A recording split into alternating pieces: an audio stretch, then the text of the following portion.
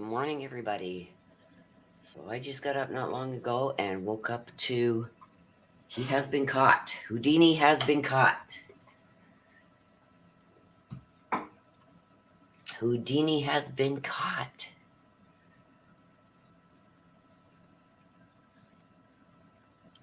Welcome, welcome, welcome, everybody. Okay, so I jumped on here really quick, you guys. So let me just get this link.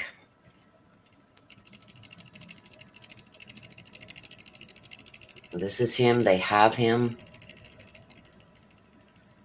He ain't getting away this time.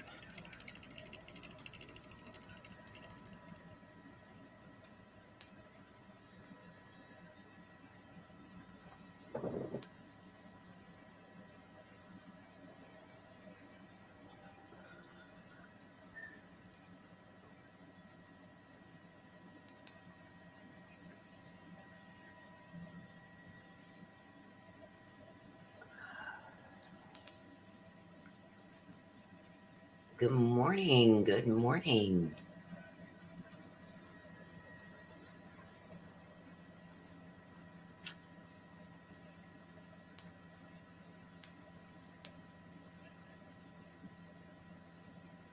So what you are watching is they have Danelo Cavalcante. They have him in custody. They will be having a press conference very shortly here. I'm just trying to get that up. So just give me a minute, you guys, and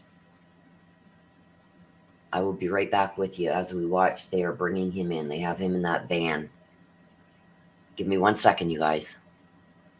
Thank you, everybody, for coming in. Please smash that like on your way in.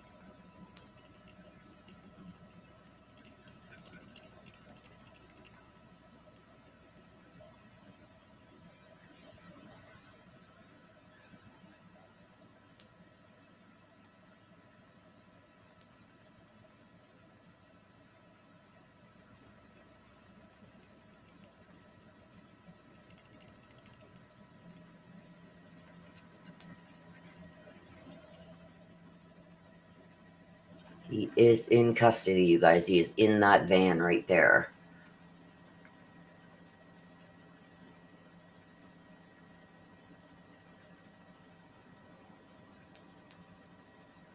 They will be having a press conference at 9:30, so we will be watching that also. I'm just getting that up now, getting ready for that.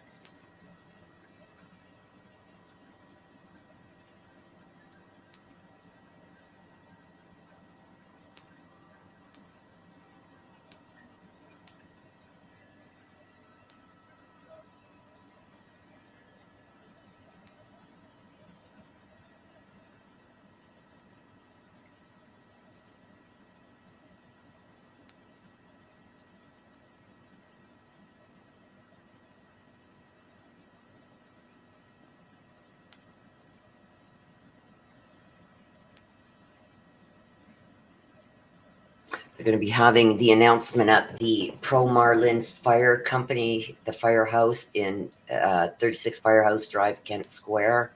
So we will be following that.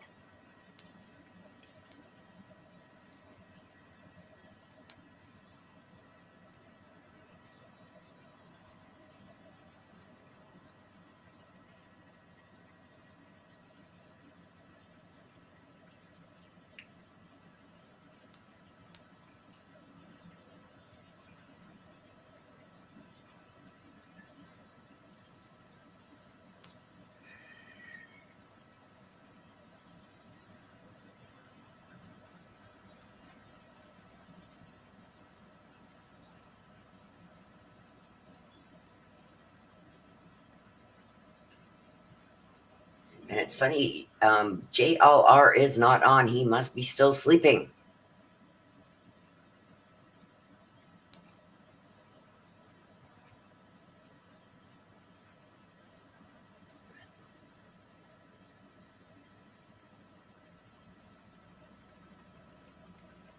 So they have him alive, you guys. Let me just see if I can get a photo of the arrest.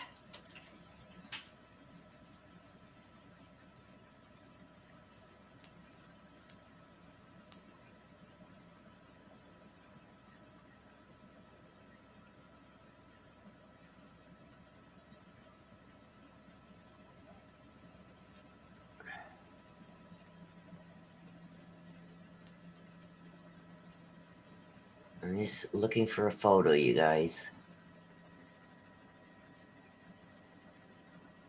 I mean, I've seen one, but I don't think it's real.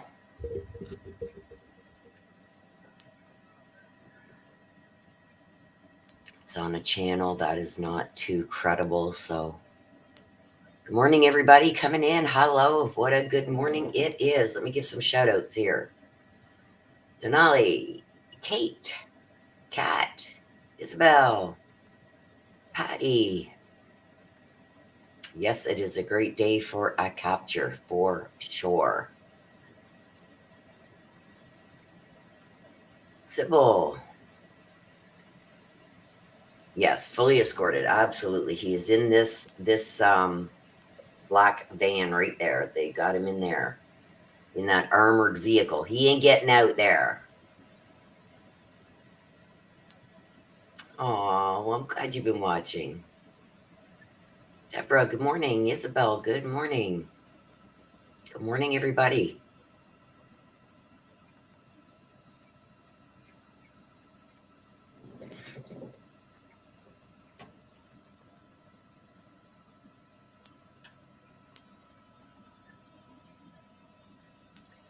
Okay, let me just look over here, you guys. Kamich, good morning. Good morning. It is a great day. They have him. He's in this black armored vehicle right here.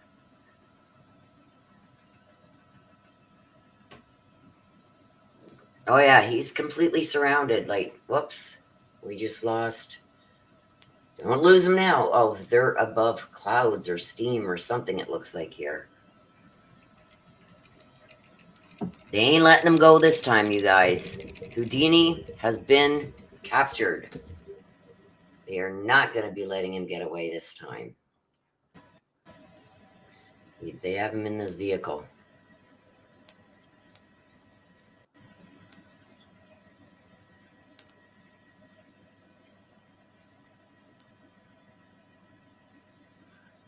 Welcome, everybody, and good morning. Yes, very foggy.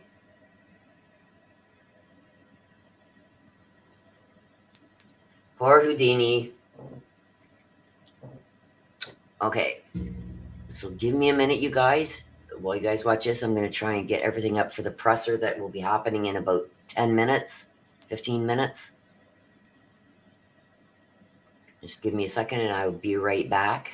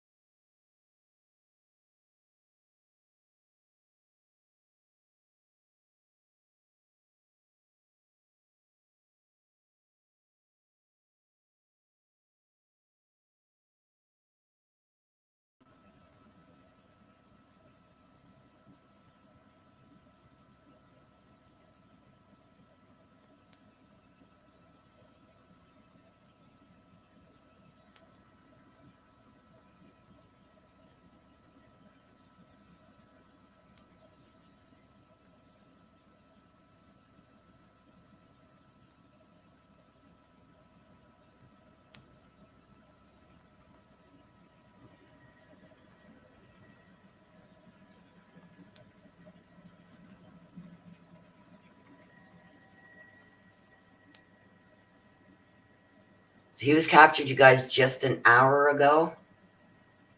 Not even an hour ago. So I jumped on here as soon as I got the news that he has been captured. So apparently the presser is at 9:30.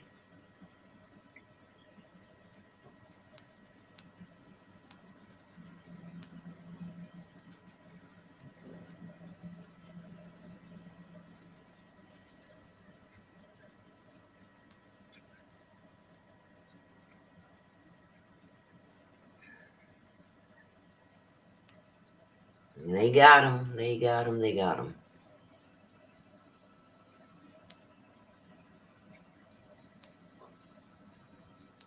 Everybody is kind of laughing right now because I'm believing that this is the tactical team all gathered together like a hockey pitcher and took a picture of themselves after his capture. So people are kind of laughing about that. But this is him, you guys. Yes, I'm so glad to, Sybil. So glad to. We don't know how he got captured yet, so we're gonna have to be watching and seeing the chopper. That is the chopper that keeps going out, you guys.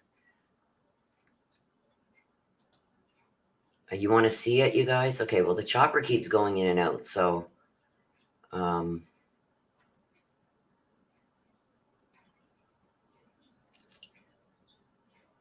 me just see here. Like I said, that chopper keeps going in and out, the coverage of it.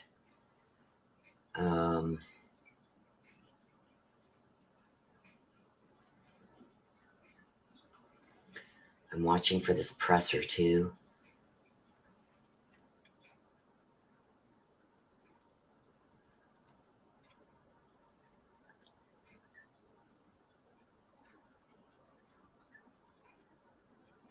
And so here that is.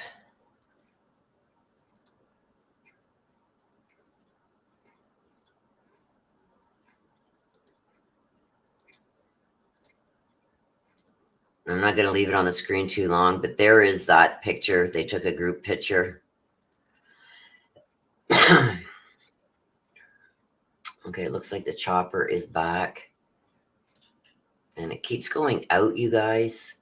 So they've been losing connection out there, but there is a chopper if you...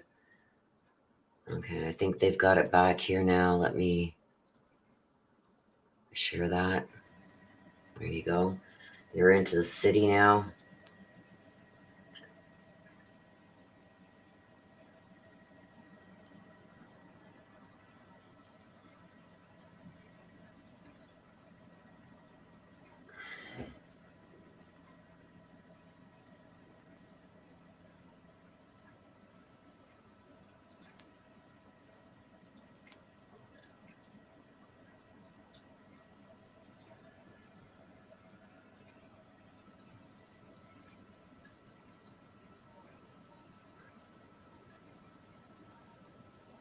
Oh, so he had kind of like dreads. Okay.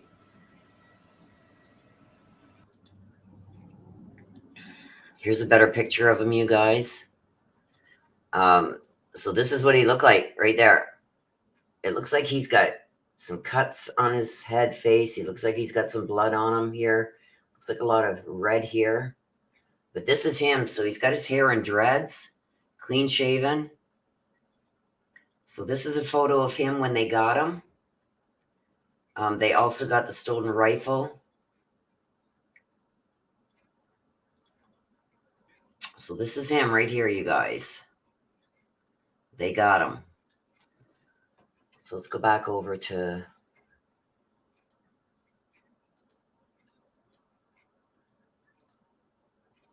them bringing him in. They're getting into the city now.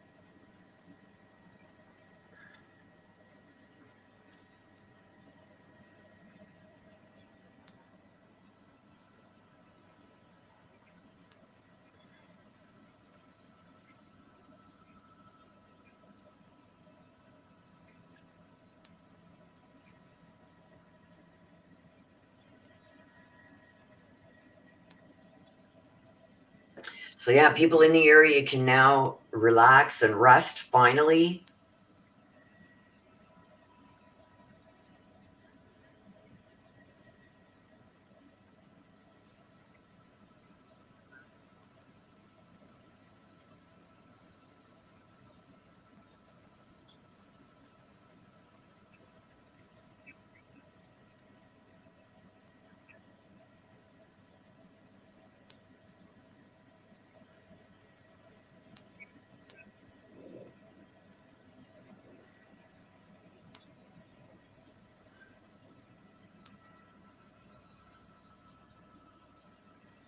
Oh, I've got a bunch of pictures here, you guys, to show you guys.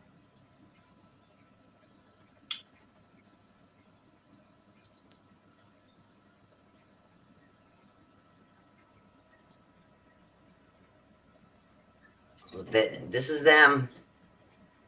They've got him. Yeah, somebody braided all his hair. Like I said, you guys, somebody was helping him.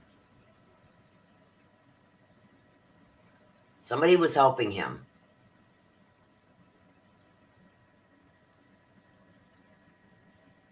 So quickly, I will show you this, and then we'll go back to that. Here is, this is where they've captured him. This is when they got him right here. So it looks like they got him in the middle of the forest.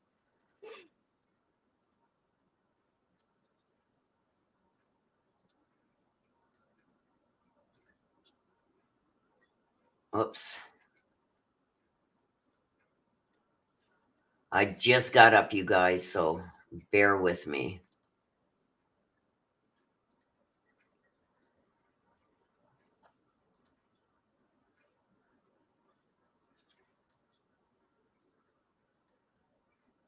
So here they are here.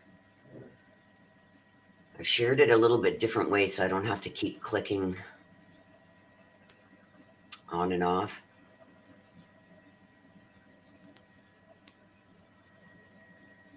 Bonnie Baker says he's in Ohio the next 2 days. I don't know what you're talking about, but they have him captured.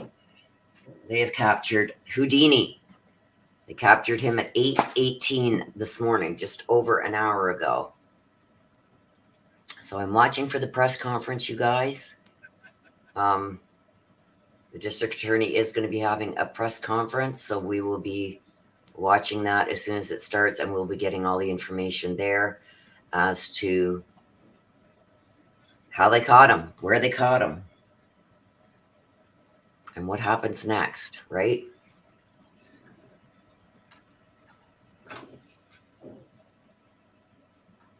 I got a bunch of pictures to show you guys, but I want to show you this first. And then we will hit the press conference and find out all the details.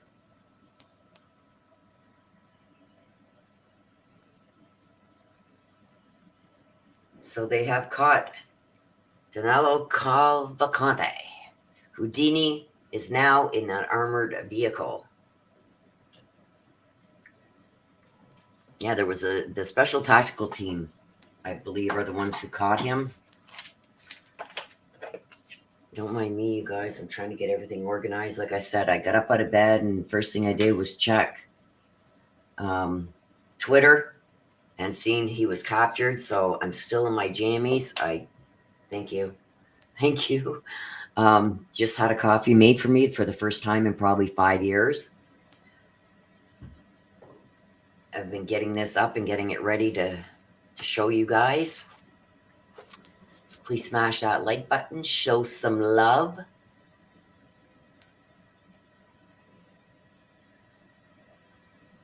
$14 likes, 26 people in here.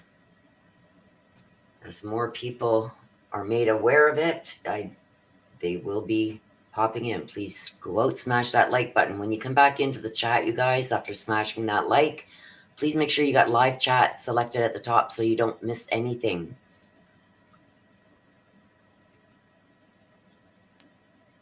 Yeah, that's a cat, right?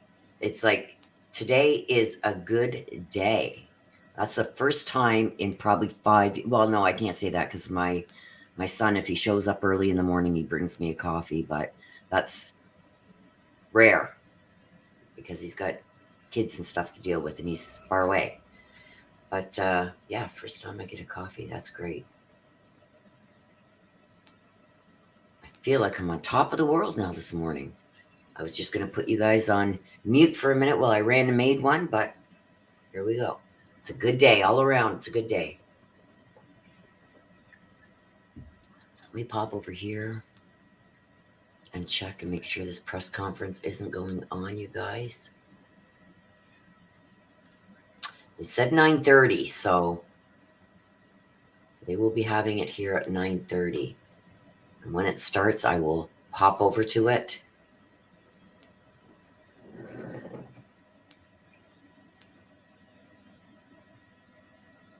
They making sure right now that he ain't getting away again. They got him in this armored vehicle here.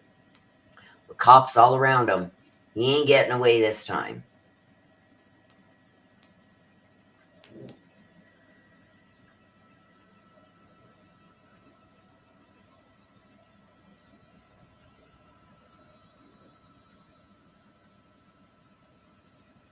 One minute till the press conference. I am watching.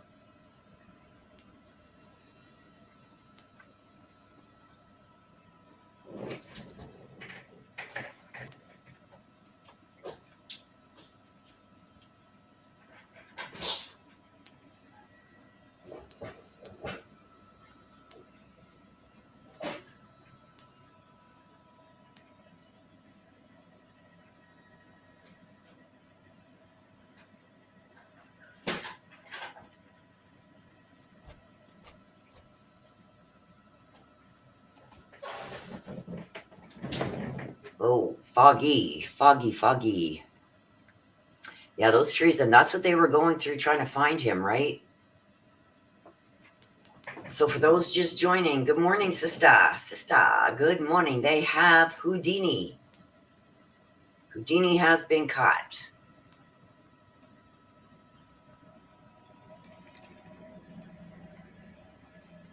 Yeah, I wouldn't be surprised if they're a little late with this press conference, you guys.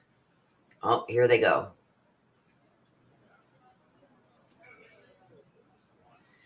So we're going to hear it here, you guys. Here we go. We are waiting for the press conference on the capture of Danelo. So while we're waiting for this to start, let me see if I can show you this over top. Yes. Woo! So this is him, you guys, right here. Here's the gun that he had stolen. And this is him right here. This is them walking him. It looks like the tactical team that has him here.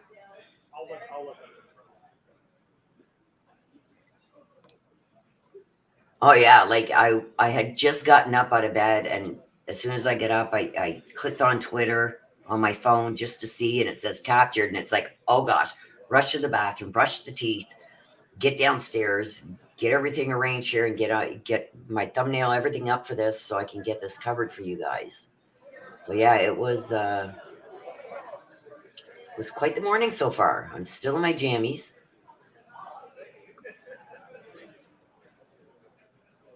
So that's one of the photos I've got to show you guys. Let me see. I have more.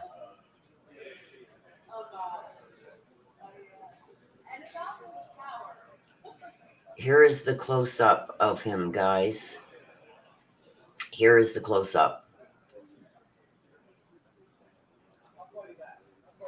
This is him.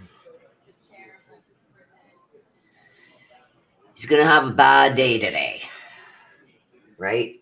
He's going to have 1, 2, 3, 4, 5, a bad 6, 7, day. 8, 9, 10, 11, 12, mic check, 1, 2, 3, 4, 5, 6, 7, 8, 9, 10, 11, 12, mic check, 1, 2, 3, 4, 5, 6, 7, 8, 9, 10, 11, 12.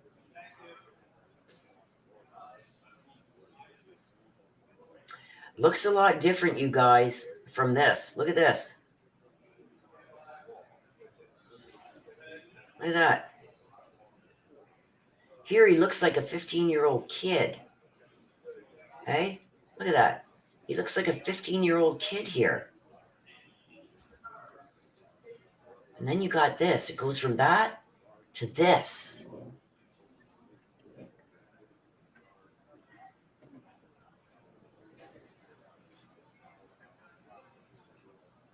Right?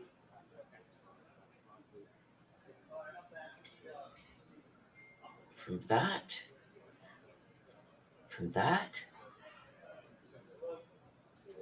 this.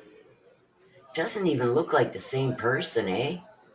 He looks so thin here. Look at his face here.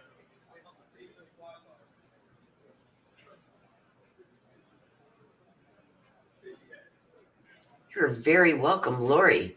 So if I am a little off this morning, please forgive me. I had just woken up when I got this. And usually I take about an hour to do up my thumbnail and the information for the live and everything. So you guys are all covered. This morning it was like quick like a bunny. Because Houdini has been caught. And thank God I had a coffee brought to me this morning. I just got it. So yeah, from that to this. Doesn't even look like the same guy. Oh, he looks more than miserable. He could have a bad day today. Today is not his day. And it's funny, you guys, because last night, I think I watched The Hunt until about midnight. And the last 2 nights prior, I'd been up till 3, 4. I know, not last night, but the night before. Finally, at 1 a.m., I stopped putting comments to my YouTube because I had to put all these devices away and try to get some sleep, but still watched it till about 3:30. I fell asleep watching it. So, so for the last 3, 4 nights, it's been like 2, 3, 4 o'clock in the morning sometimes by the time I get to sleep. So last night at about, I don't know, I think it was about 10 or 11, I finally said, they ain't going to get him tonight. But boom, here we are. They got him. So we are just awaiting the press conference, you guys. It is a good day for us, a bad day for Danelo Cavalcante, as we have become to know him as Houdini. So I'm anxious to hear what happened. He had to have slipped up. You know what I mean? Like, this guy was being hunted bad. Yesterday, they brought in troopers and tactical teams from Erie County. There was some brought in, I believe, from New Jersey. Woohoo, Jersey! That's where my sister lives. That's where Des lives, is in New Jersey. I believe they did bring up some from Delaware. But on top of the Erie County, Delaware, and New Jersey that they brought in, they also had, let me just get my Googles on here. They had armored vehicles, they had ATVs, they had horses, they had canines, they had Chester Police, State Police, ATF, SWAT, Border Patrol, troopers, ICE, CBP tactical teams, and horses and canines from the AFT. So AFT was there too. That's alcohol, tobacco, and firearms, I think. I know that's what it means here in Canada. So they had a lot of different agencies brought in. They brought in a whole bunch more troops yesterday.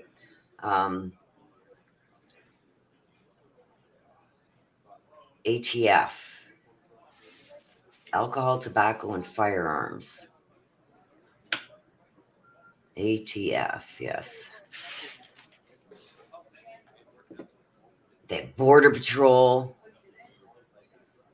They had everybody out there looking for this guy. And it's like it took all these agencies to capture this guy.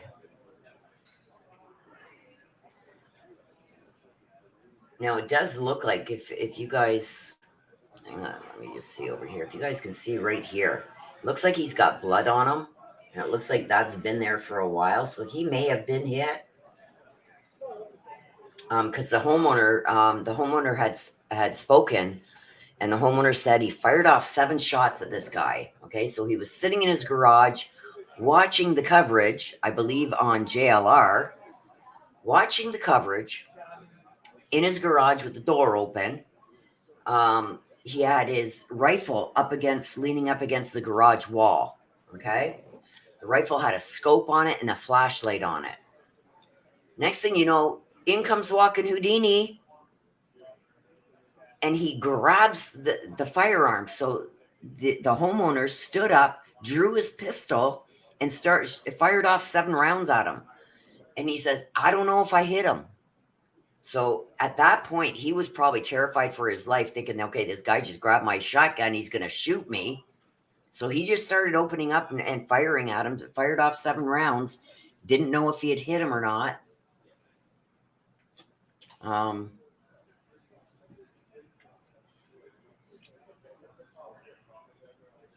But here we are.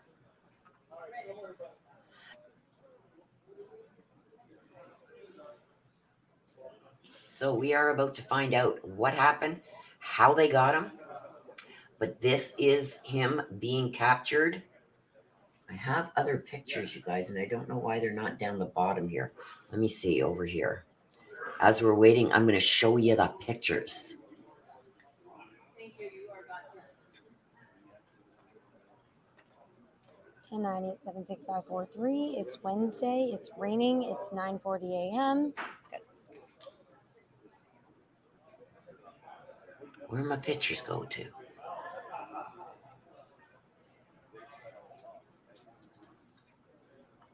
So this is the next one, you guys.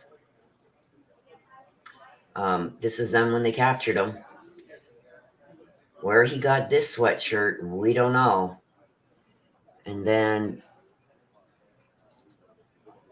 here is the other picture Okay, I've got. September 13th, 2023, we have captured the inmate following a 2-week. We're good? Okay. So here's the gun. Here he is here being let out. And here is the gun that he had. I had more pictures and I don't know where they went to. I don't even know where I saved them. What's this one? I don't know what this one is. Oh, this is the photo of what he was wearing. See, he was wearing a green hoodie there, you guys. He had this green hoodie on.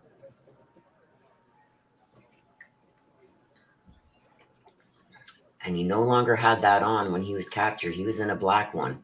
Black boots, black pants. Look at his hair here. Right? Look at his hair here compared to here. It looks like it's all tucked up under his hat. This is him being let out, you guys, right here. Here we go. There he is. Totally does not look like, where's the best picture? This one totally does not look like this. But these are the jail issue shoes. These are the jail issued pants. And you can see in here, look at how they're all ripped up and torn. That's probably going over that razor wire, right? Whoops. I just lost all my pictures. Hang on, you guys. There we go. We got him back.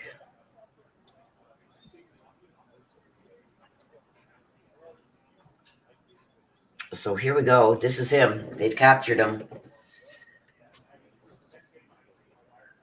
But this does not look like him there.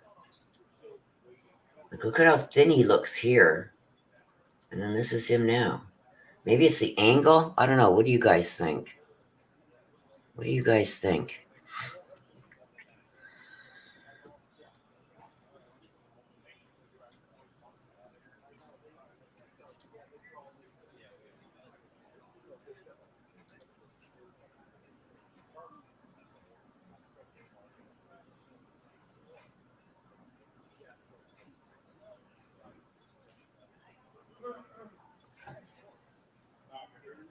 So we're just waiting. Okay, you guys, you can stop putting that stuff in the chat. Are you going to be removed from chat?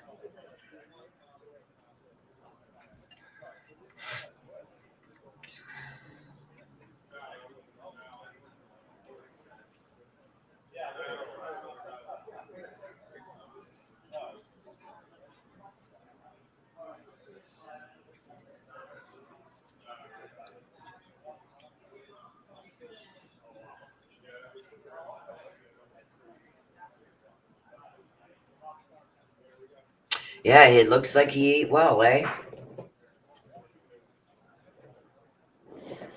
Yeah, so maybe in the hot picture here, he had everything tucked up underneath. But I think it's just the camera angle because he looks so much thinner there. And don't forget, that was a few days ago. This picture was captured on the Ring doorbell. This is what he looked like. And that square chin. Yeah, he's got that square chin there too. So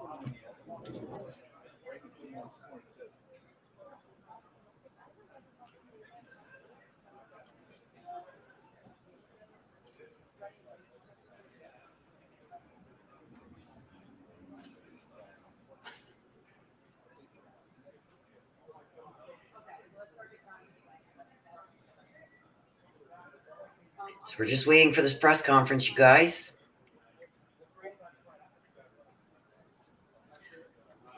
Okay, let me show you this one.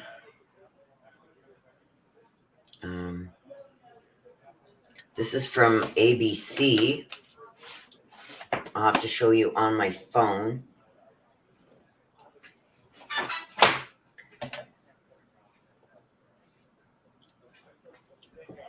Hang on, let me just get over here. I'll have to show you on my phone.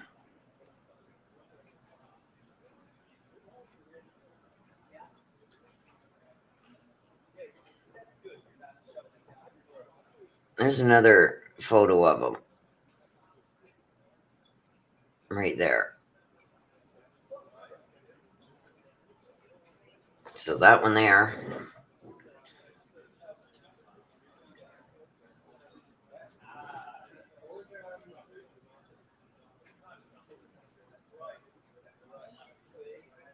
That was from ABC.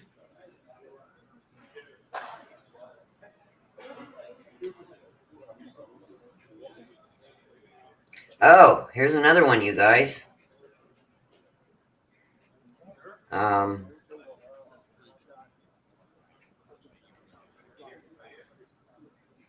me see. That's sideways.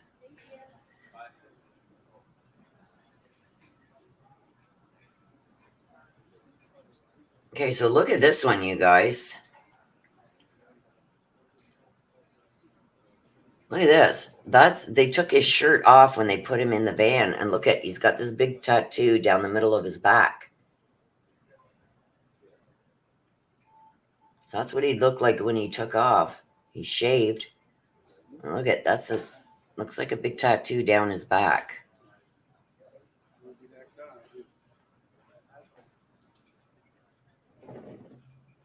Okay, so they're getting ready, you guys.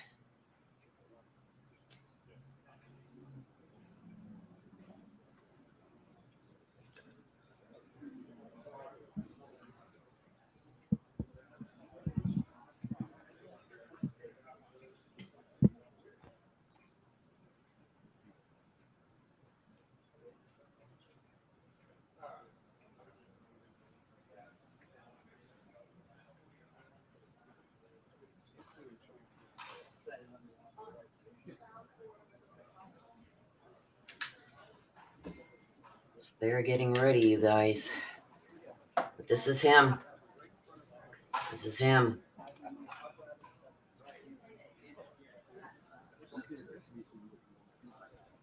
Now, how's the volume for you guys? I've got it all the way up. Can you guys hear them talking?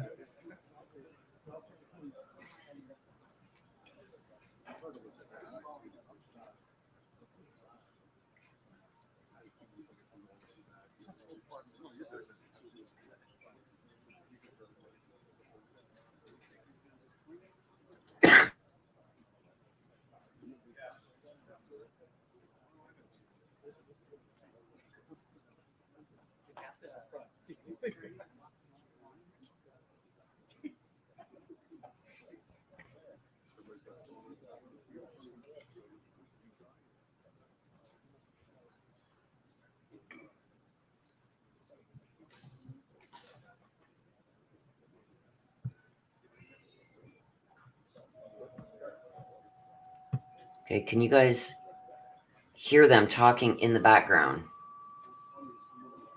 Yeah, Pennsylvania is now safe from this guy anyway. That's for sure. Yeah, well, they're not at the mics yet, sister. It's just them talking in the background, like back here or over here. Once they get up to the mics, you should be able to hear it. But as long as you can hear them in the background, even if it's low right now, that means you guys can all hear them. But wait until they step up to the mic, sister. That's just these guys talking over here. Once they get up to the mics here, you'll be able to hear them good. I just wanted to make sure sound was coming through. So here we go, you guys. We're going to find out exactly what happened here. The presser is about to start.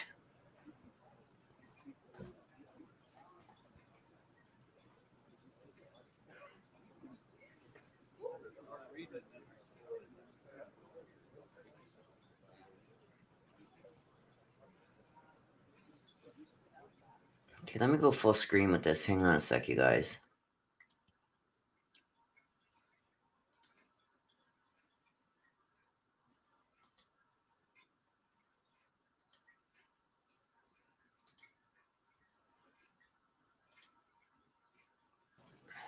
Okay, there we go.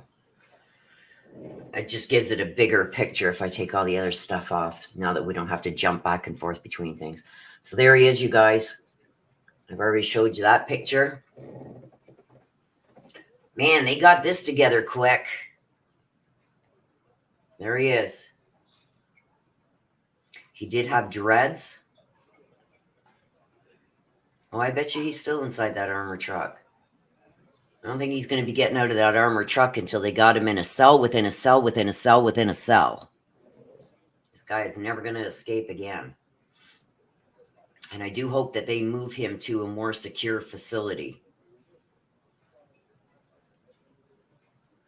And I really hope that the jail takes action so this never happens again.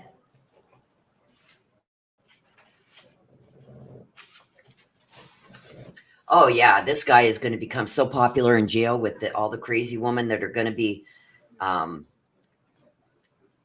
pen pals now of this guy.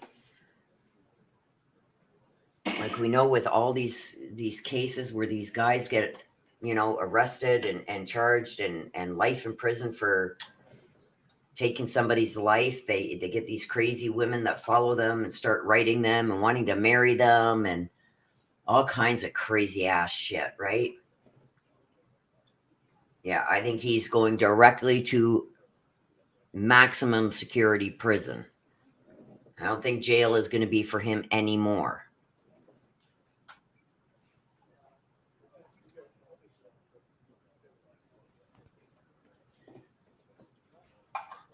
Now, apparently, from what I hear, he doesn't want to go back to Brazil because they don't get treated the same way in Brazil as they do in the United States or even, say, here in Canada.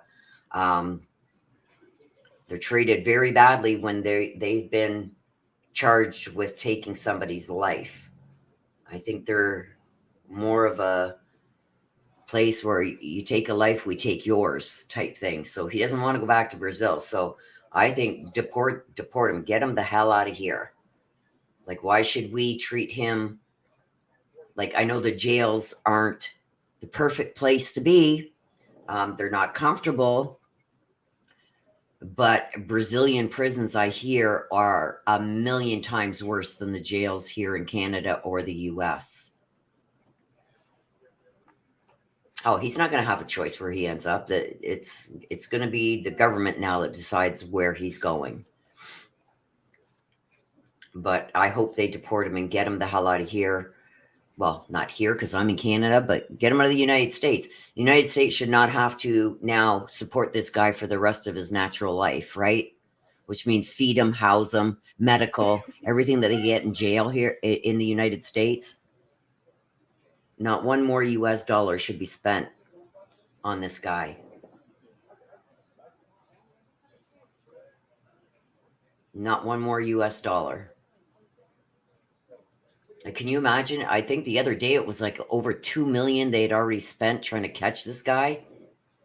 Not one more US dollar should be spent on this guy, and that includes feeding him, housing him, anything. Deport him. Get him the hell out of here. Let him go face the consequences in Brazil. But I don't know if Brazil has agreed to come and get him. Brazil has to, if they extradite him to Brazil, Brazil has to ask for that, right? As far as I know, I don't know a lot about the deportation laws for the US or Brazil.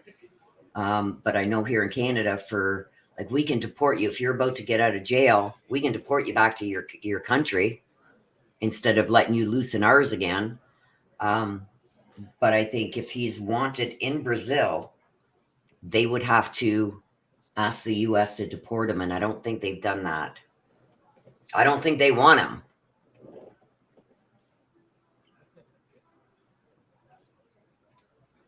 But we'll find out. We'll find out what's going to happen here at the press conference.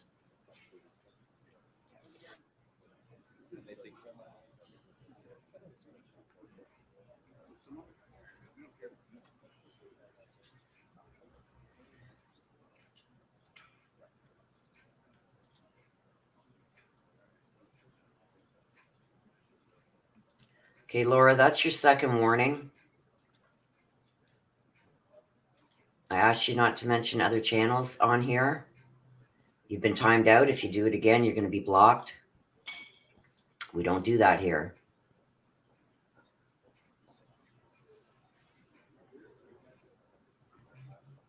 So please don't mention other channels.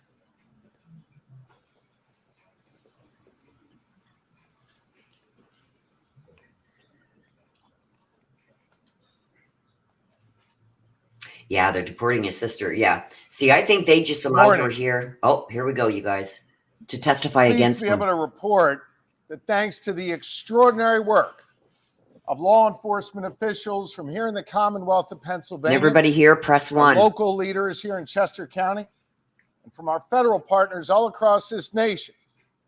Shortly after 8 a.m., our suspect was captured. I want to say, first and foremost, thank God there were no injuries to law enforcement or to the public. We obviously became deeply concerned after the suspect was able to steal a weapon. He was apprehended this morning with no shots fired. I want to say thank you to the dedicated law enforcement professionals from every level who each and every day go out of their homes, leave their families, leave their loved ones to keep us safe. The public, over the last 13 days, has had a chance to see what excellence in law enforcement means, what true dedicated professionalism is all about. I couldn't be more proud to be standing up here today with these professionals from every level. And while they did extraordinary work, we had a tremendous assist from the public here in Chester County. I want to say thank you to the public for their vigilance. Thank you for the constructive tips that they shared. Thank you for remaining on guard. We recognize this has been a concerning and trying time for each and every one of you in the region. And we want to thank you for your support of law enforcement and for your support of this effort that led to this capture today. I hope the good people of Pennsylvania, and indeed the folks all across this nation, got a chance to see how government is supposed to work, how law enforcement is supposed to work, where we all come together, where we focus on the mission. And while the women and men up here behind me may wear different uniforms and different badges, we were here with common purpose, and that was to apprehend this suspect and keep people safe. Leading this effort has been the Pennsylvania State Police. And I know I'm going to get booed by some of the folks behind me for saying this. I believe they are the finest law enforcement agency in the United States of America. And I could not be more proud to be the governor of this Commonwealth and to have the chance to serve in public service alongside these great leaders in the Pennsylvania State Police. Leading the effort for us is Colonel Christopher Paris, who did yeoman's work overseeing this operation together with Lieutenant Colonel Bivens. All Pennsylvanians, gentlemen, are indebted to you for your bravery, for your courage, and for your tremendous leadership. And with that, it's my honor to bring up the Colonel of the Pennsylvania State Police, Colonel Christopher Paris. Thank you, Governor. I would like to make a few brief comments. I'd like to dedicate those comments to the victims of Cavalcante and their families. At the end of the day, all of the people behind me here work for justice and for the victims. A close second to the people of Chester County. We appreciate your support, and we appreciate the dedication that you have shown us and the generosity that you have shown us. We are in your debt. This was a major operation. We know that it has affected your lives, and we're very much appreciative of that support. I'd like to thank the governor and his support of us, not only with his physical presence, but his work in Harrisburg on a daily basis. I'd like to thank the Border Patrol, Customs, the FBI, the Marshals, the ATF, our federal partners, the Chester County District Attorney, Deb Ryan, and her Chief County Detective, Dave Sassa. Our municipal partners, too numerous to mention here, in Chester, Montgomery, Delaware, and Bucks counties. We could not have done this without everyone. I would like to thank, from the bottom of our hearts, the members of the Pomar Lynn Fire Company. I know the media has been in and out of here. The hospitality that they have shown us, the logistics that you need to bring to bear in an operation like this, we would have been hard-pressed to do that without them being good hosts to us. Lastly, but certainly not least in any way, shape, or form, to the women and men of the Pennsylvania State Police, thank you. Thank you for your hard work and your diligence. This is my third manhunt with Lieutenant Colonel George Bivens. It's not lost on me that it was 9 years to the day yesterday for the Blooming Grove ambush. And in all of those operational cycles, there is no person who enjoys more of my trust and confidence. He was tasked with standing this operation up. My confidence in him is marrow deep. He is the consummate professional. And I would now like to turn it over to Lieutenant Colonel Bivens to give you the operational rundown of the capture of Cavalcante. Lieutenant Colonel Bivens. Here we go, guys. The governor now comes out. Where was he during the hunt? Colonel. It is a true pleasure to stand here this morning and talk to all of you about bringing this manhunt to a successful conclusion and without getting anyone else hurt, most importantly. None of this would be possible without the support of this team represented by members of various agencies standing with us up here, by others standing throughout this fire hall, and by still more who are out there in the field. So let me give you a few details about how this unfolded. As you know, we have been working most recently in a perimeter established in northern Chester County. Last night, shortly after midnight, a series of events started to unfold. First, we had a burglar alarm at a residence near Prizer Road within the perimeter. Our people investigated that. Did not find Cavalcante there or anyone else, but it started to bring some of our people into that area. We had been searching an area not far from there already with some tactical teams that night. I heard that come across the there was, scanner. An aircraft overhead utilizing FLIR technology, and close to 1 a.m. picked up a heat signal that they began to track. It was west of PA 100 and north of Prizer Road. Tactical teams began to converge on that location where the heat source was moving. Unfortunately, we had a weather system that also came in, and we had lightning that was flashing all around, and it caused the aircraft to have to depart the area.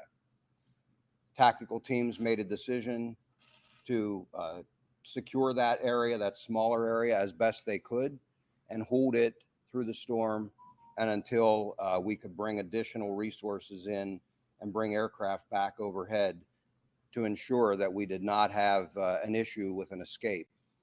That resumed early this morning, and shortly after 8 a.m., tactical teams converged on the area where the heat source was.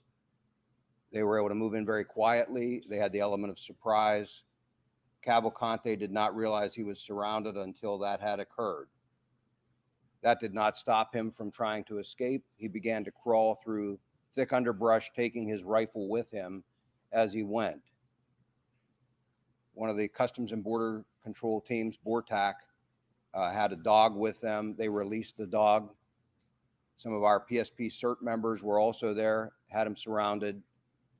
The dog subdued him, and team members from both of those teams immediately moved in. He continued to resist, but was forcibly taken into custody. No one was injured as a result of that. Excuse me. He did sustain a minor bite wound. We had medical personnel at the scene, and they took a look at that. Cavalcante was, as I said, taken into custody. He was transported to our Avondale station for further processing and interview, and he will ultimately be transferred to a state correctional institute where he will be housed and begin to serve his life sentence. In just a few minutes, I'll open this up to some questions, but before I do that, I want to turn this over to one of our very close partners, District Attorney Deb Ryan. I know she would like to say a few words, and again, then we'll be happy to take your questions following that. All right, get Thank doggy, you, get Lieutenant doggy. Colonel Bibbins. I'm glad the dog didn't Today get hurt is either. a great day here in Chester County. Our nightmare is finally over and the good guys won.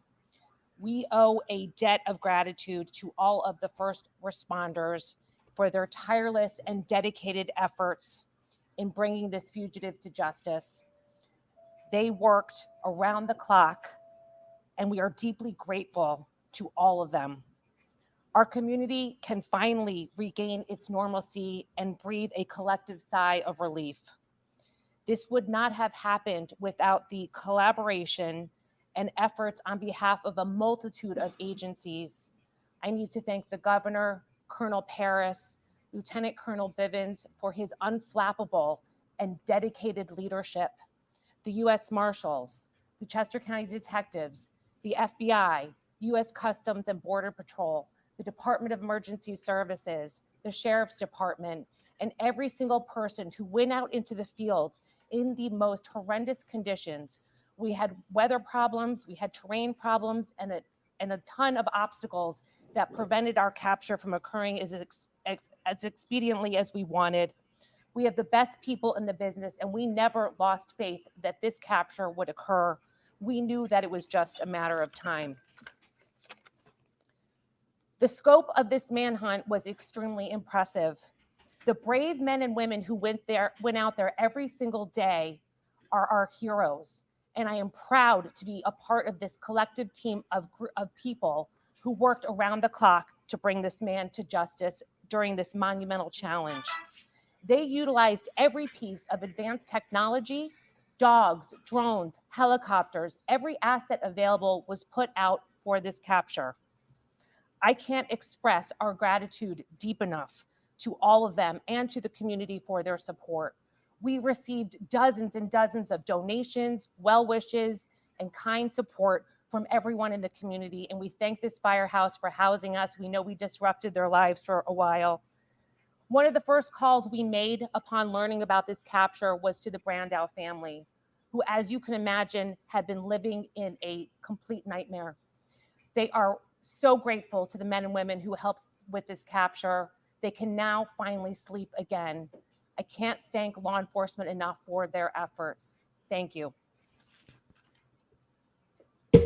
Sorry, guys, that was my mama saying she was up. Okay, with that, we will be happy to take your questions. Yes.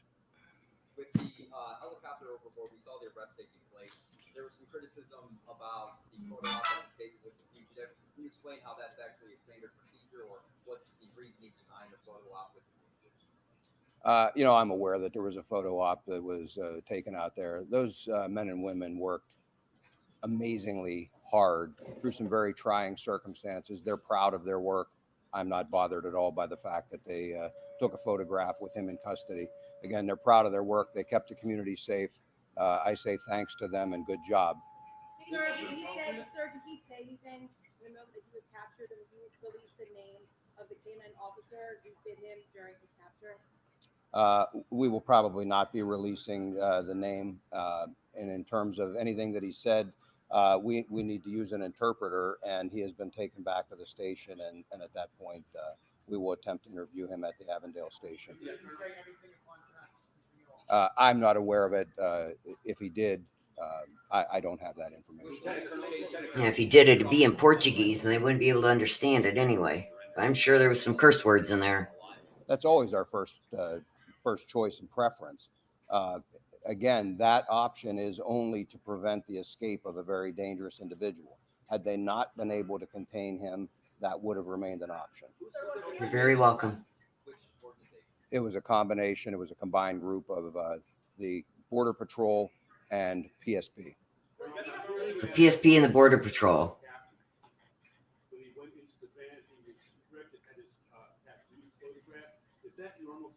Yes. So Wait, I'm Pennsylvania sorry, you State asked Police first. and Border Patrol. Got him. He was proned out. I've not been told that he was asleep. I'm told that he was proned out trying to hide and then began to crawl away. It was in that close proximity to that, yes. Thank you, Isabel, but we don't know what he said. No We one don't got was, that audio. assisting him at But that thank you so much for offering. That was flying the helicopter that first spotted the heat. That was the DEA, and that was a fixed wing aircraft. Were you worried as law enforcement that you had to down the plane and So fixed wing aircraft spotted him. plane had to land? But what kind So of that's the tactical team fixed wing aircraft. Well, you know, as I've told you throughout this investigation, there are always things we have to contend with. Everything isn't scripted and doesn't go perfectly. And so it's just another challenge.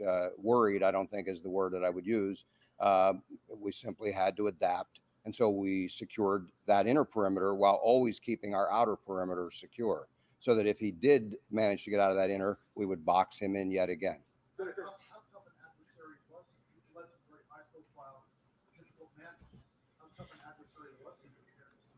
You know, I don't know that he was particularly skilled. He was desperate. And I've said that all along.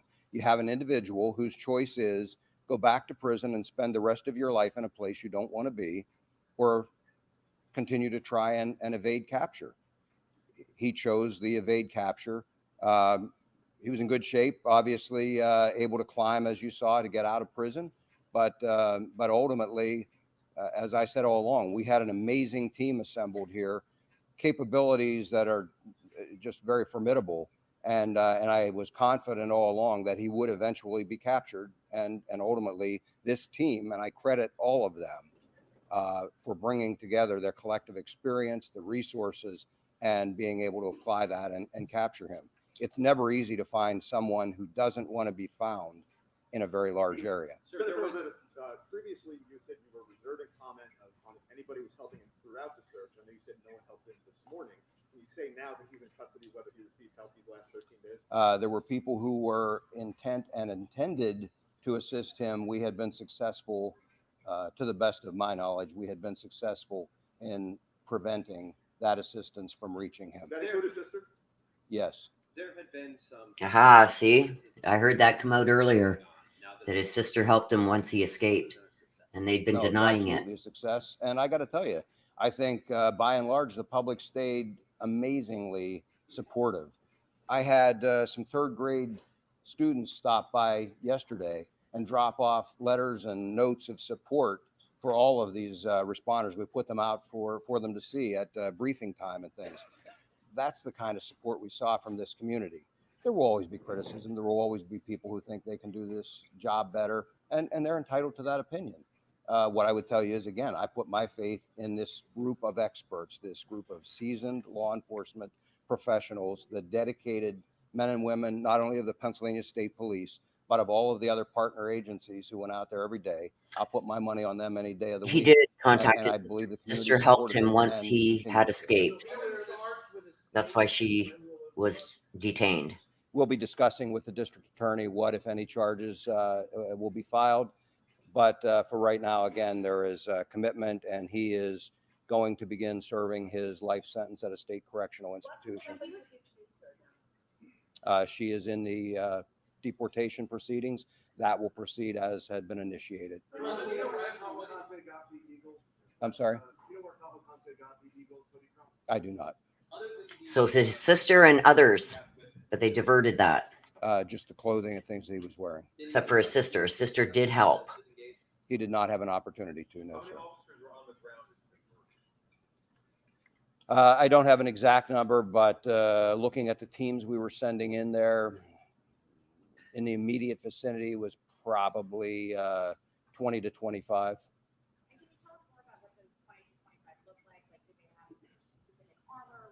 Yes, they were tactical. They were a tactical team. You would expect camouflage, full armor, long rifles, that kind of thing.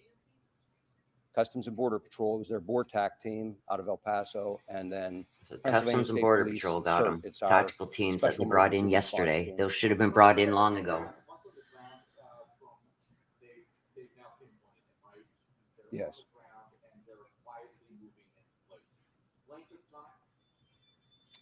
From that point, probably 5 minutes. It played out fairly quickly. Yes, his sister Once helped they him had when he identified first him and moved escaped. in, His he sister did detected, help him. them at that point once they were already in position. And again, he started to crawl away, and it played out very quickly then. Sir, what is your greatest lesson from this 14-day manhunt? You know, I don't know that there's any single lesson. I will tell you that I learned something from all of these. And as I told you before, I bring that experience to the I next agree, one. Lori. And so I just go back to, it's all about the team. It's about assembling the right group of people, the right technology, the people with can-do attitudes who will stick with you through the investigation. And that's what we did. And it's worked well for us in the past, and I'm sure will work well for us in the future.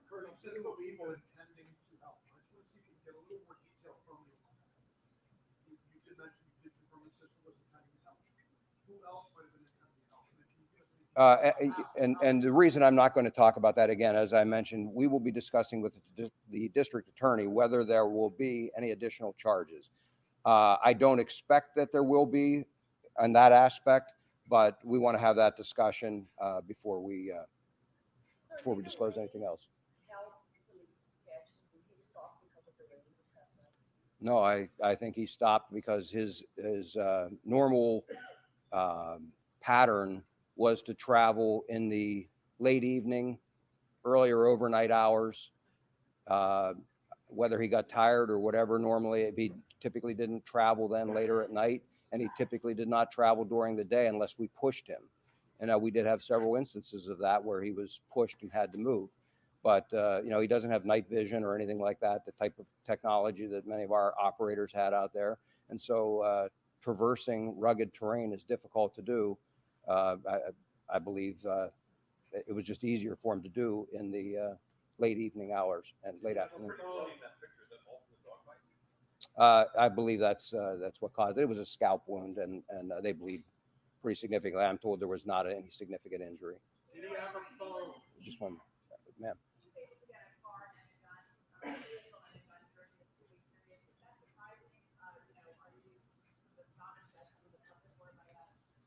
No, I mean, all along, you know, we asked people to secure as best they could.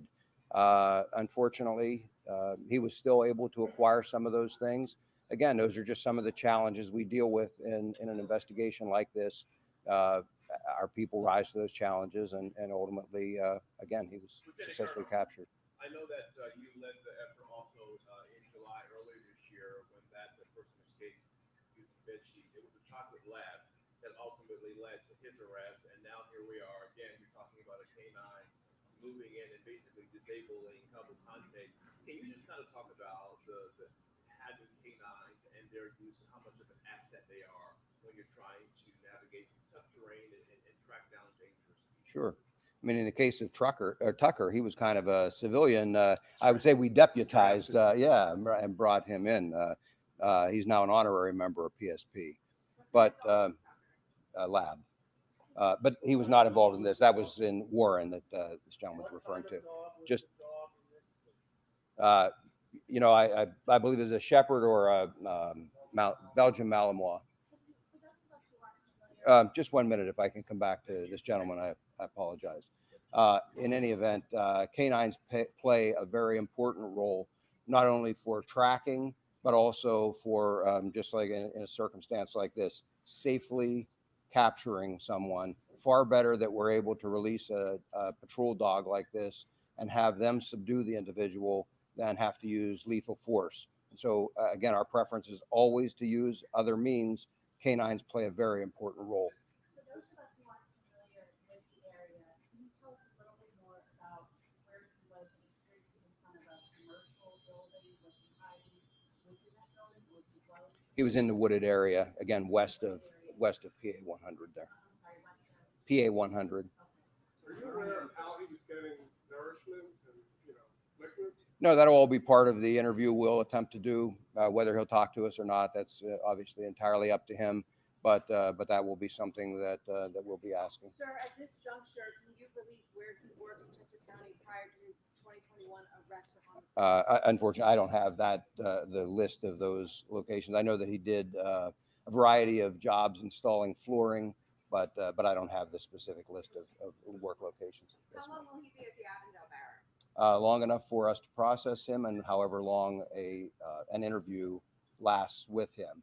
I don't expect it to be for a very extended period of time, and again, at that point, he'll be transported to an SCI.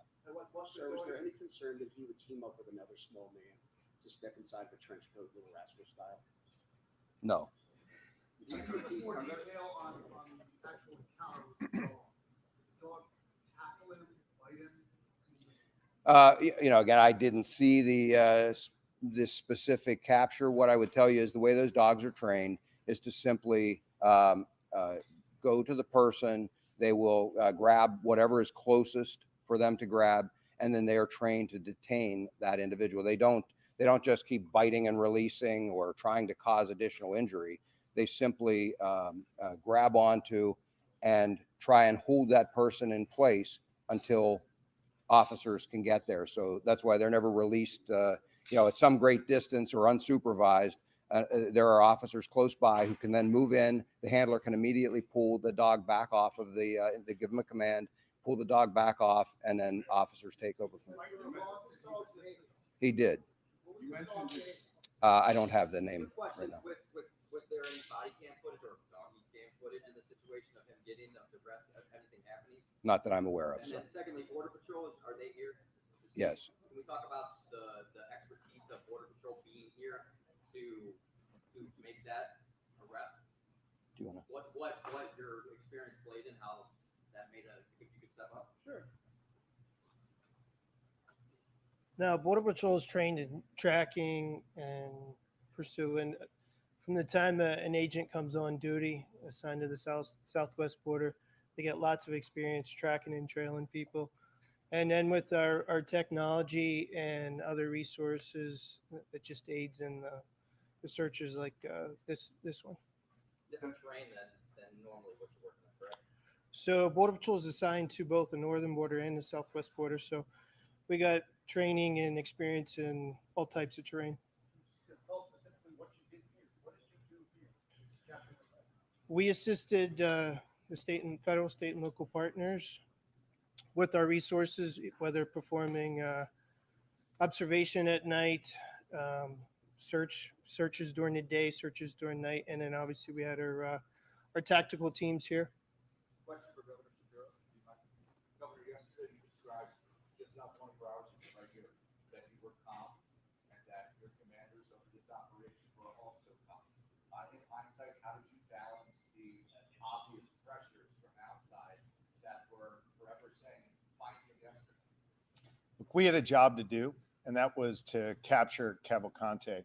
And I had the absolute best team working on this. I'm proud to be associated with the Pennsylvania State Police and all the law enforcement leaders who were behind me, federal, state, and local. We knew we had the best, and we knew, as Colonel Bivens said multiple times, he was desperate, and it was just a matter of time. I couldn't be more proud of them. And I want to come back to two questions over here that are related to Mr. Holden's question. One was about the assets that we deployed beyond the people. I hope that the public takes great pride in the technology, in the canines, and in all of the assets that were brought to bear here. We ask a lot of the public through their tax dollars to support the police, to support law enforcement at every level. And they got a front row seat here in Chester County and across Pennsylvania to see the extraordinary work not only these individuals do, but the great technology we're able to bring to bear to ultimately capture dangerous suspects like this. The public should take great pride in that. And then to the gentleman's question there in the suit, folks, whoever had their Eagles hoodie stolen, if you could let us know, I'll do my best to get you one of those new Kelly Green ones, okay? Governor, can I just ask you, two escapes, two different individuals from the same prison in the same year. What do you say to people who live in this area to see what is happening at the Chester County Prison, and what are you guys going to do moving forward to try and prevent this kind of thing from ever happening again? Here in Pennsylvania, our system may be a little different from other states. We have state correctional institutions, and then we have county jails. In this case, the Chester County Jail is run by Chester County officials. They'll answer those questions as to what occurred and what changes are ultimately going to be made. Certainly, the State Department of Corrections will be here to assist in any reviews or in any other work that they need done to make sure that that facility is secured. They obviously have a lot of work to do there, and I'm confident on the leadership of Chairwoman Moskowitz and District Attorney Ryan and other leaders in the county, they'll get that done. Is it estimated that the cost of the manhunt is about $1 million a day? I can't, put a price tag on it. We'll do our best to make sure that whatever can be tallied up is and is shared with the public. At the state level, I can't speak for our local or federal partners. Governor, you mentioned the pattern of what time of day he would travel. Were there any other patterns that we picked up on that were key in tracking and containing him? And then I wish somebody'd ask if he had a phone. There were a number of things that that we picked up on, and he didn't follow the same pattern every single time. Seemed to like to travel via creek beds. He liked other paths of less resistance, wood lines, power lines, gas lines, that type of thing. And that's actually fairly normal. Nobody wants to have to force their way through very heavy underbrush and things. And again, I mentioned the time of day, but all of that combined with some outstanding. Like, I want to hear somebody ask, what about a phone? What else was in the backpacks? People in Chester County are grateful for your efforts. I know you mentioned on Friday you were asked about containment and capture. Ultimately, that tactic was successful. Anyone that you would like to thank at this time? I know Landhope donated breakfast yesterday. Wawa has been big help with lunch. Any small businesses you'd like to thank? And then again, the people of Chester County. I will tell you that we have been compiling a list, and I don't want to stand here right now because I will absolutely miss many. Some of those that you mentioned have been outstanding supporters of us, and I thank them. We will publish a list of all who helped us out because we are very, very appreciative. That level of support is really one of the things that allows our people to focus on the task at hand and to try and be successful even quicker than we might otherwise have to be. When I gave you all a tour of the facility in here, I talked a lot about logistics and the support that's required to field a team of 3, 4, 5 or more hundred law enforcement officers out there. It takes a lot to put it out there. And so the help of all of those folks, the help of the average person who stopped by and dropped off a case of water was very much appreciated, not only for the case of water, but also just for the kind thoughts of and words of support that they always included when they dropped that off. Come on, ask about the phone. What's in the backpack? Yes, as I said, we always take a multifaceted approach. And so depending on the circumstances, there's always a contingency and we're always prepared to move in whatever direction we need to. I'm sorry. I don't believe any officers on the tactical teams had them on. I do have photos, you guys, of him being apprehended from helicopter or plane, infrared. I do have those pictures.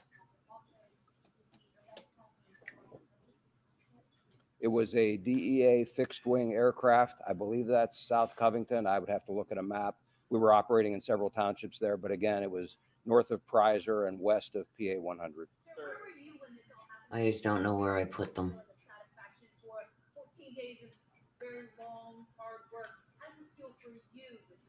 I was here in the command post when the capture occurred, and yes, I'm very happy that this occurred and that no one was injured.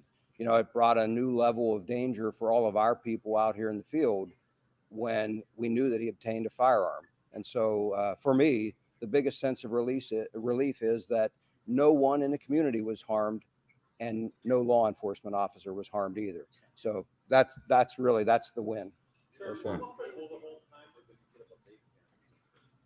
No, I believe he was more mobile the entire time. We're not releasing that, but it is going to be a state correctional facility. And once he is secure there, I believe they will release where he is being housed. You said that multiple people attempted to help him. Did he have any means of communication to reach out to those people and coordinate with them as to where he was? He did not That's at the him, time you guys. that we captured him. Yes, ma'am. Oops, you guys can't see it.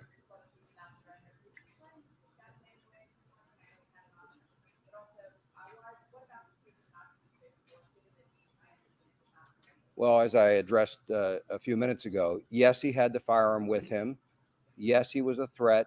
He did not have an opportunity. I believe he was taken by surprise. And I believe the canine played a large role in him not being able to utilize that firearm.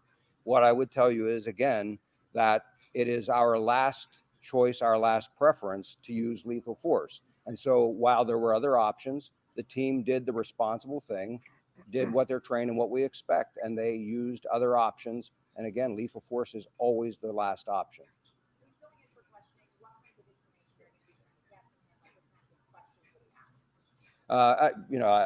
We have the criminal investigators that have been involved in this, everything from the escape up through the time that he has been on the run. I'm sure all of that will be included in their list of questions. Whether he'll choose to talk, I have no idea, and that will be his choice. Can you assure and guarantee the public that this man will not escape again?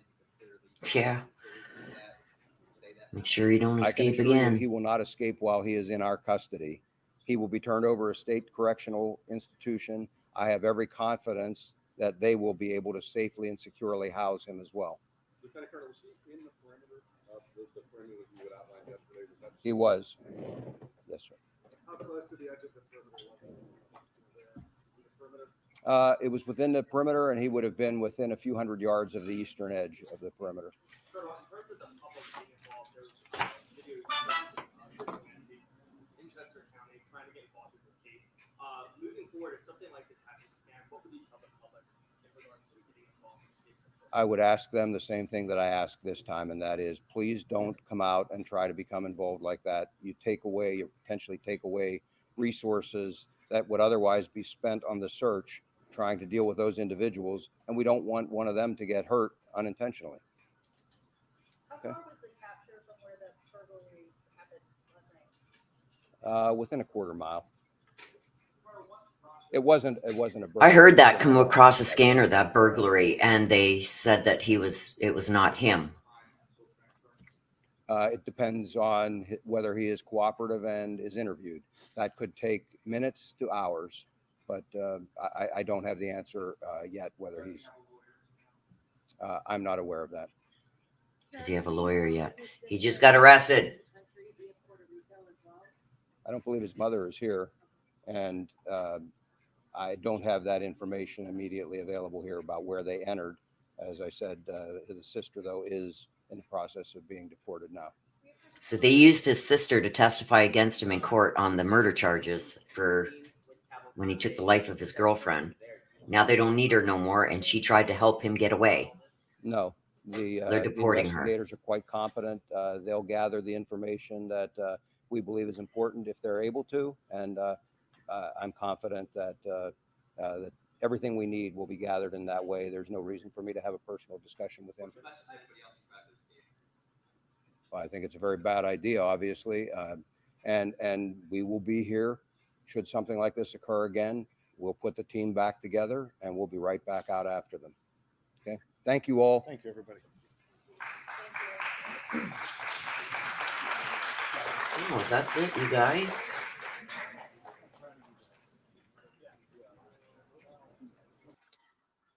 Okay, so that's that. Oh, here it is here. Let me show it to you here. This is him getting captured. This is him getting captured right here. They got him on the ground here. This is them capturing him. This is him on the ground. You see them all coming. These are all cops here coming in. Well, tactical units. This is when they got him on the ground. I knew I had a picture of it somewhere. I just couldn't find it. So that's when they arrested him. And this is what he looks like now. Let me just stop sharing that one. I don't know why this is not just sharing.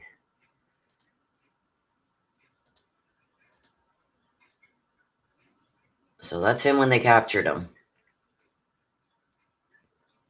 Right there.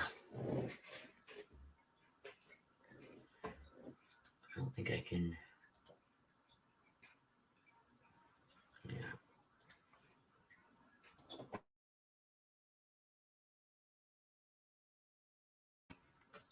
So that's him, you guys. They've got him. He's going to be going, as you heard them say, to state prison now, where he is not going to be able to just get away anymore. Let me just close this out so my computer doesn't start freezing up. So good job. The one thing that really kind of peeves me off a little bit is the governor just comes out now. Like, he didn't show his face the whole time this was going on. The people in that area elected him. A lot of them were very upset that the governor had not made any kind of statement. So for him to come out and start at the press conference kind of irked me a little bit. Could be just me, my opinion. He irked me. It's like you weren't visible through this whole thing when the people that elected you wanted to hear something from you and you didn't come and address them. But now that the guy's captured, now you come forth and you start off the press conference. I think this sheriff, whoever was talking during most of it, he's been the face of this. That's what I was expecting him to start with this, but I don't know. Just the governor coming out now the way he did just irked me a little bit. And yeah, well, he comes out to take some credit, but like he's going to have to answer to those people who elected him because they were calling out for him to come and speak to them, and he didn't.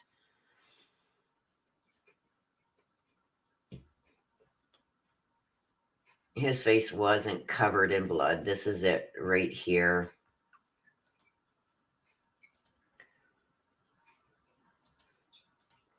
This is him here. It wasn't covered in blood. This is when they got him arrested. This is still out as they're bringing him out of the field there. He's not covered in blood. These here are dreads. Somebody braided his hair. Does he have some blood on his face? Yeah, a little up here. You can see there's an injury. I called that before they even started. He has a head injury here. They said it was not serious. This is him as they arrested him. They're putting him in cuffs. His face is not covered in blood. I've got other pictures of him. Here's another one here as they're walking him out. But his face is not covered in blood.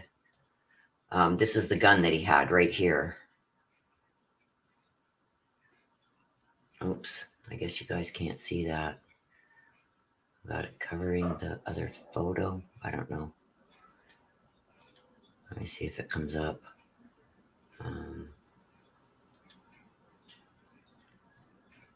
I don't know why this is doing this. It's too early in the morning for me for this. Hang on a sec, you guys.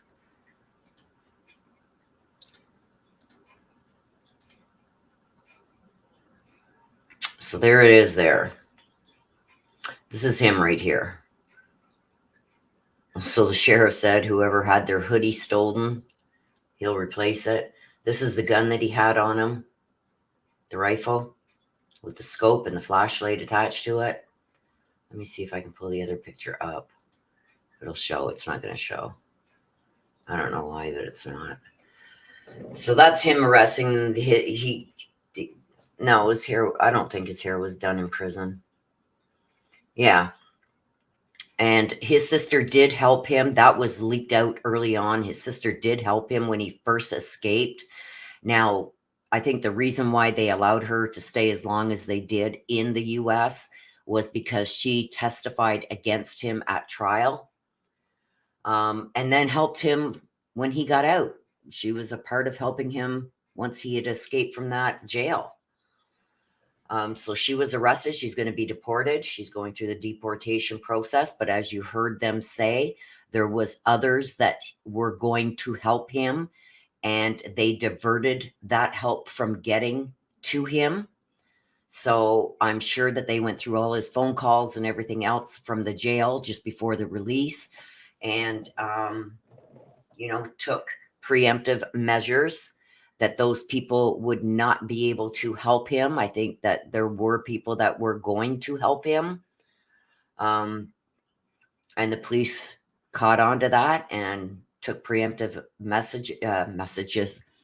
measures and diverted any help from getting to him that way. I do still think that there were some of those people that may have been able to help him with the leaving stuff somewhere for him. We haven't heard of any of the break-ins where a backpack and that was stolen or a duffel bag. So I do think that whatever was in those bags he was carrying were left for him somewhere, and he knew where they were going to be. I mean, it does take some time to go over all them phone calls and everything else. By the time they knew that this was going to happen, he had probably already gotten to that stuff and got it picked up. You can tell in this picture, he does not have the white running shoes from the jail on anymore. We heard yesterday that the night before he had stolen some boots off of somebody's front porch, and they found his jail issued sneakers along the side of the road. So those are the black boots that he stole. Also, he's got a change of pants on and sweatshirt. They found his green sweatshirt at the end of the driveway where he stole the gun. The homeowner there said that he did not have that green sweatshirt on when he showed up and took the gun. So he had taken it off at the end of the driveway and walked in. So people were probably watching for this guy in his green sweatshirt. So that's why he probably took that sweatshirt off. So, oops. What did I do here? Hang on a sec, you guys.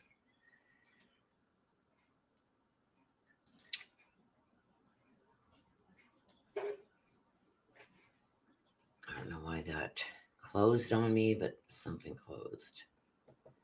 The interview by officials is done here in Jersey. Just news anchors talking now. Well, this was done at the interview that they just did was done at the fire hall in the area of where all these officers were meeting up and everything. Okay, so that's that, you guys. I'm going to end this quickly. He is captured. He is in custody. I'll show his photo one more time. Let me just bring it up here.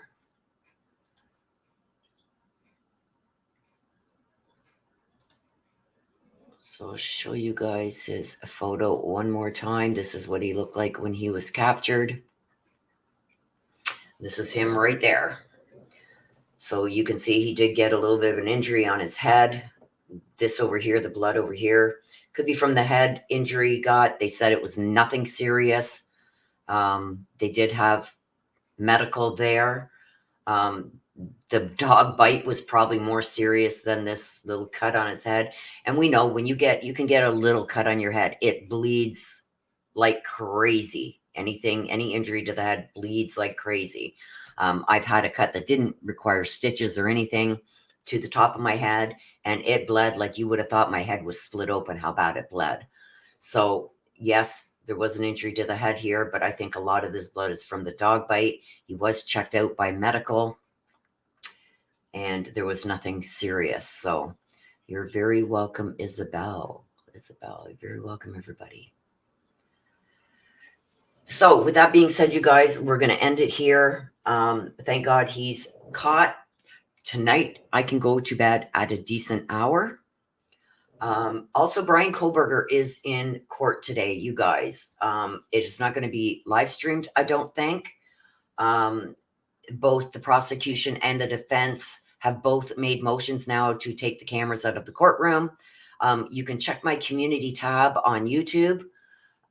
In there, I have got a letter that Kaylee Goncalves' family, parents, wrote that is going to be submitted or has been submitted to the judge, that they do not want the cameras removed and why.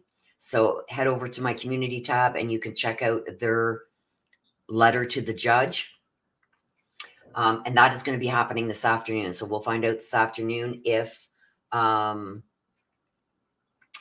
going to remove the cameras from the courtroom.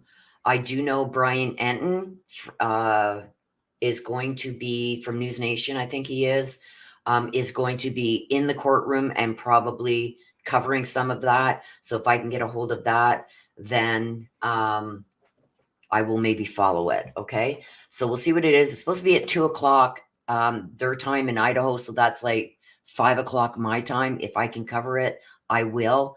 If not, I will put something in the community tab to let you guys know if there was a decision made by the judge. A lot of times the judge will take it under advisement and give a written answer later down the line, a couple days down the line. But if I do find out anything, if I cannot come live with that, I will have that in my community tab. So check that out. Okay, so you guys, I'm going to end it the way I always do. Thank you for being here and watching along with us. Thank God he is in custody. Everybody in that area now can sleep well, as well as all of us who have been covering it and bringing it to you guys. I know JLR was heading back home today, so glad that this guy was caught today. JLR did an awesome job out there in the field, boots on the ground. Gained a lot of respect for that guy. So send JLR some love too. Thank him. Hop on over to his channel. Give him a big thank you. Tell him Willow sent you. Let's thank him for the coverage that he's given us too. So with that being said, you guys, please take care of yourselves. Please stay safe. Always be aware of your surroundings. I love you guys to the moon and back. Till the next time. Bye-bye.